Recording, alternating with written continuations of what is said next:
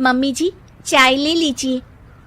अरे कलमुही, तेरे हाथों से तो चाय पीते हुए भी डर लगता है, कहीं इससे तेरा रंग मुझ पर ना चढ़ जाए। अगर इन्हें इतनी ही शर्म होती तो मेरे इतने हैंडसम भाई को इस तरह फंसाती नहीं। बानी और शिवम की लव मैरिज हुई है। बानी के ससुराल में उसकी ननद और सास हैं, जिन्हें अपने गोरे रंग पर बहुत गुरूर होता है, जिस वजह से वो बानी को सिर्फ उसके सांवले रंग की वजह से नापसंद करती है और हमेशा उसे ताने सुनाती रहती हैं। बानी उनकी सभी जली कटी बातें सुनकर चुपचाप वहां से चली जाती है। तुम माँ और छोटी को कुछ बोलती क्यों नहीं?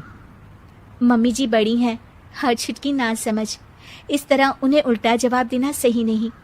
मेरी जिम्मेदारी उनकी सेवा करना है, जो मैं पूरे दिल से हमेशा करती रहूंगी। ऐसा बोलकर बानी रसोई में जाकर रात के खाने की तैयारी करने लगती है। रात को खाना खाते हुए बानी की सास उसे कहती है, कल मैंने अपनी फ्रेंड्स के साथ किटी पार्टी रखी है, समय से सारा खाना बना देना और अपना मनहूस चेहरा लेकर ज्यादा उनके सामने मत आना, समझी? माँ, बानी आप दोनों की कितनी परवाह करती है, फिर भी आप उससे इतना बुरा व्यवहार क्यों करती हैं? अरे एक तो लव मैरिज करके इस कलमुही को हमारे सर पर लाकर बिठा दिया और अब हम इसे कुछ बोल भी नहीं सकते क्या? भैया तो इनकी तरफदारी करेंगे ही, आखिर इन्होंने पूरी तरह उन्हें अपने वश में जो किया है। जिसे जो करना है करे, बस कल मेरा सारा काम समय पर हो जाना चाहिए। इस पर सब खाना खाकर सोने चले जाते हैं और अगले दिन बानी जल्दी उठकर सास की किटी पार्टी के लिए तैयारियां शुरू कर देती है, जिस पर पार्टी शुरू होने के बाद सास की सहेलियां कहती हैं, अरे वाह री, तेरी बहू ने तो बड़े स्वादिष्ट समोसे बनाए हैं। हाँ भाई, रंग कैसा भी हो, खाना बनाने में बिल्कुल अन्नपूर्णा है। अरे इसकी भी क्या बात करनी, मेरी बेटी से मिलो, इसकी सुंदरता के आगे तो उर्वशी रंभा भी फेल है।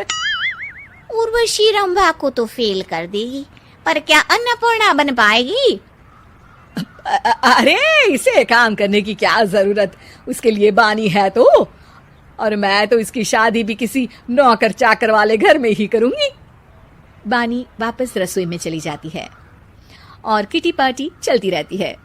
उसी रात को बानी की सास गुस्से में चिल्लाते हुए अपने कमरे से बाहर निकल कर आती है। हाय रे, चोरी हो गई मेरे पैसे, पक्का पक्का इस कलमुही की वजह से हुआ है ये सब। अरे क्या हुआ माँ, कौन सा आसमान टूट गया?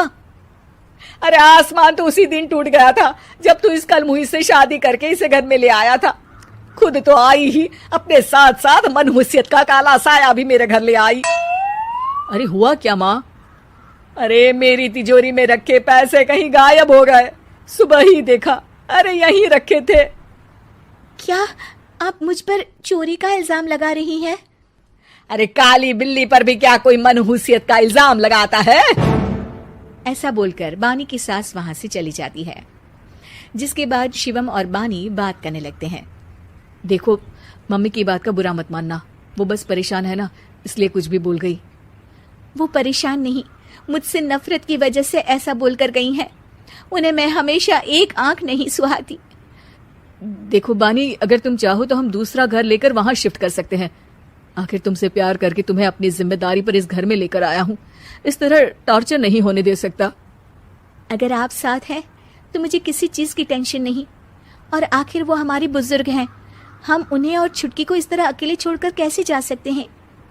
इसके बाद बानी भी अपने कमरे में चली जाती है और अब हर रोज उसकी सास की तिजोरी से पैसे गायब होने लगते हैं। इसी तरह कुछ समय बीत जाता है और वो हर बार हर चीज का इल्जाम बानी पर लगाती है, पर बानी कभी कुछ भी नहीं बोलती। कलमुही नास पीटी, बहू को घर की लक्ष्मी बोलते हैं, ये तो पनौती बनकर आई है, पनौती। एक रात बानी की सास को आधी रात में प्यास लगती है, तो वो पानी पीने रसोई की तरफ जाती है। तभी उसे अपनी बेटी के कमरे में कुछ आवाज सुनाई देती है। हाँ हाँ, मैंने मम्मी की तिजोरी से हर रोज थोड़े थोड़े पैसे निकाल कर हम दोनों के लायक खूब पैसे इकट्ठे कर लिए हैं, और मम्मी आज तक उस सब के लिए भाभी को ही जिम्मेदार समझती है। तुम बस जल्दी से आकर मुझे यहाँ से ले जाओ और हम कहीं दूर जाकर शादी कर लेंगे। मम्मी को कुछ पता नहीं चलेगा, सब मुसीबत खत्म। अपनी बेटी की ये सारी बातें सुनकर बानी की सास भौचक्की रह जाती है और अपने कमरे में वापस चली जाती है। जब अगली सुबह बानी सास के कमरे में आती है, मम्मी जी, क्या बात है, आज आप कमरे से बाहर ही नहीं आई? आपकी तबीयत तो ठीक है ना? क्या छुटकी कमरे से बाहर आई या तुम उसके कमरे में गई? नहीं नहीं, क्यों, जाना है क्या? मैं अभी चली जाती हूँ। नहीं, कोई कहीं नहीं जाएगा। इस पर वो बानी को साथ लेकर कमरे से बाहर आती है, जहाँ शिवम भी होता है। वहां उसकी सास बोलती है, छुटकी मेरी तिजोरी के सारे पैसे लेकर अपनी माँ के बारे में कोई ख्याल करे बिना किसी लड़के के साथ घर छोड़कर चली गई। और बहू, तुमने मुझ जैसी सास की सेवा करने के लिए अपने ही पति के साथ दूसरे घर जाने से मना कर दिया। मैंने हमेशा तुम्हारा रंग देखा अच्छा ही नहीं, जो मेरी सबसे बड़ी गलती है। मुझे माफ कर दे बेटा। और इसके बाद बानी की सास कभी अपनी बहू की तारीफ करते थकी नहीं।